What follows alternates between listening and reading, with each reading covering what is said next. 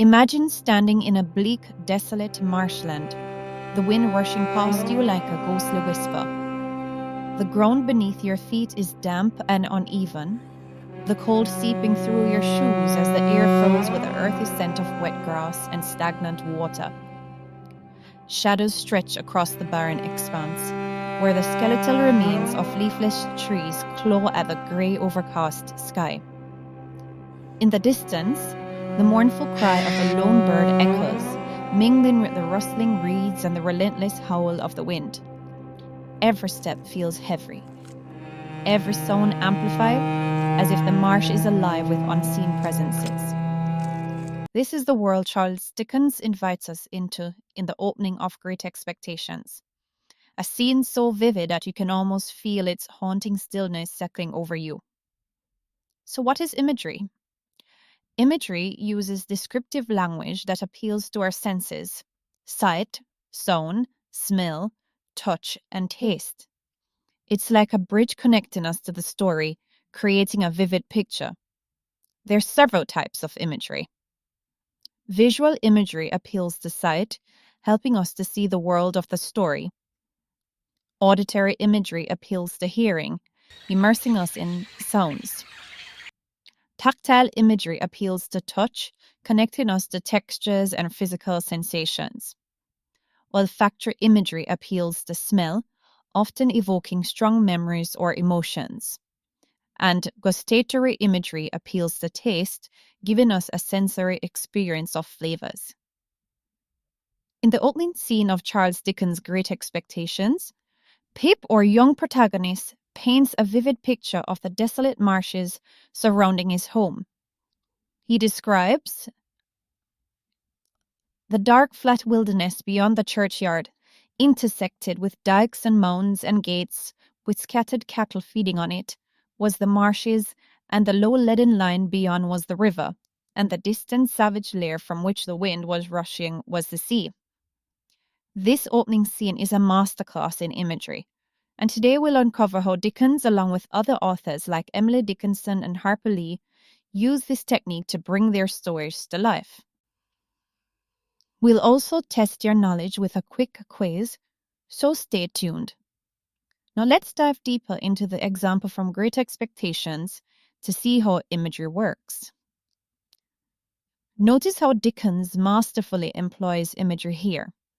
The visual imagery, dark, flat wilderness, leaden lion, and savage lair, conjures a bleak and forbidden landscape. The auditory imagery of the wind rushing adds a sense of movement and danger, immersing us further into this desolate world. This combination of visual and auditory imagery immerses us in the stark reality of Pip's world. Later, Dickens uses tactile imagery, like Pip feeling the cold, clammy hand of the convict, to enhance the sensory experience and evoke Pip's physical fear. By weaving these sensory details together, Dickens creates a haunting atmosphere that mirrors Pip's emotional state and foreshadows the tone of the novel. Before we dive deeper into analysis, let's see how much you've learned so far with a quick quiz. Here's your challenge. Pause the video after each question to think about your answer. Ready? What is the main purpose of imagery in literature? The correct answer is A, to create vivid mental pictures. Identify the type of imagery used in the following line. The crisp autumn leaves crunched underfoot. The correct answer is D, all of the above.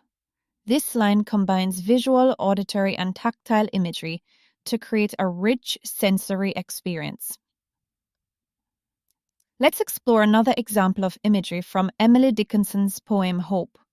Dickinson writes, "Hope is the thing with feathers that perches in the soul and sings the tune without the words and never stops at all." Here, Dickinson uses visual imagery to depict hope as a bird perching and singing. This image is both comforting and uplifting, suggesting that hope is a constant, resilient force. The auditory imagery of the bird's song appeals to our sense of sound, creating an uplifting and serene mood. Finally, let's look at Harper Lee's To Kill a Mockingbird. In describing the town of Maycomb, Lee writes, "A day was 24 hours long but seemed longer. There was no hurry because there was nowhere to go, nothing to buy, and no money to buy it with." Here, visual imagery in the line, "A day was 24 hours long but seemed longer," evokes a vision of slow-moving days, possibly marked by stillness and inactivity, creating a picture of a town where time drags on. Similarly, the tactile imagery appeals to the sense of touch or physical sensation. The phrase "seemed longer" conveys the weight of time, almost as though the slowness of the days can be felt physically. It gives the impression of time dragging, a sensation that might evoke heaviness or weariness in the reader, work toward to create the slow, stifling atmosphere of Maycomb. This imagery reflects the tensions and struggles of the characters, grounding us in the story's setting and themes. Together, these images reinforce the lethargy and stifling atmosphere of Maycomb.